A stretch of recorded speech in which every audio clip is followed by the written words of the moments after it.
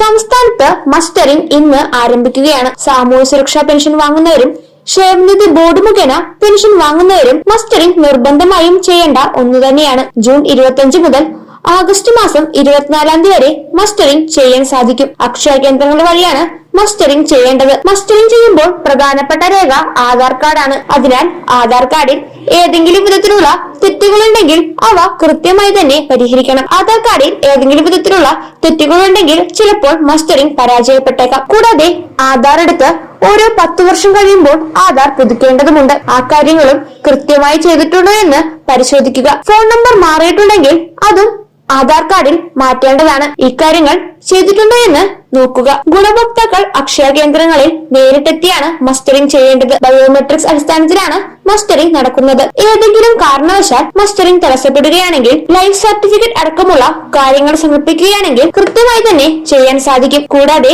അക്ഷയ കേന്ദ്രങ്ങളിൽ നേരിട്ടെത്തി മസ്റ്ററിംഗ് ചെയ്യാൻ സാധിക്കാത്ത വ്യക്തികൾ വീടുകളിലുണ്ടെങ്കിൽ ആ വിവരം അക്ഷയ കേന്ദ്രങ്ങളെ അറിയിക്കേണ്ടതാണ്. അങ്ങനെ ചെയ്താൽ അവർക്കുള്ള മസ്റ്ററിംഗ് വീടുകളിൽ വന്ന് ചെയ്യുന്നതുമായിരിക്കും. മസ്റ്ററിംഗ് കൃത്യമായി പൂർത്തീകരിച്ചു കഴിയുമ്പോൾ ഒരു പ്രിന്റ് ഔട്ട് ലഭിക്കുന്നതാണ്. ആ പ്രിന്റ് ഔട്ട് സുരക്ഷിതമായി തന്നെ സൂക്ഷിക്കുക. മസ്റ്ററിംഗ് ചെയ്യുവാൻ 2 മാസത്തെ സമയമുണ്ട്. അതിനാൽ സമയവും സാഹചര്യവും അനുസരിച്ച് ഈ 2 മാസത്തിനുള്ളിൽ ചെയ്താൽ മതിയാകും. വളരെ എളുപ്പത്തിൽ തന്നെ മസ്റ്ററിംഗ് പൂർത്തീകരിക്കാൻ സാധിക്കുന്നതുമാണ്. അതിനാൽ 1600 രൂപ പെൻഷൻ ലഭിക്കുന്ന എല്ലാവരും കൃത്യമായി തന്നെ ഈ കാര്യങ്ങൾ ചെയ്യുക. 2025-26 സാമ്പത്തിക വർഷത്തിലെ വാർഷിക മസ്റ്ററിംഗ് ആണിത്. അതിനാൽ തന്നെ നിർബന്ധമായും ചെയ്യേണ്ട ഒന്ന് തന്നെയാണ്. പെൻഷൻ തടസ്സപ്പെട്ടത് കാരണം ഈ വർഷം തന്നെ മസ്റ്ററിംഗ് ആരെങ്കിലും ചെയ്തിട്ടുണ്ടെങ്കിൽ അവരും ഈ മസ്റ്ററിംഗ് നിർബന്ധമായും ചെയ്യണം. കൂടാതെ മറ്റു ജില്ലകളിലാണ് താമസിക്കുന്നതെങ്കിൽ അവർക്കുള്ള മസ്റ്ററിംഗ് അവിടെ അടുത്തുള്ള അക്ഷയ കേന്ദ്രങ്ങൾ വഴി ചെയ്യാനും സാധിക്കുന്നതാണ്.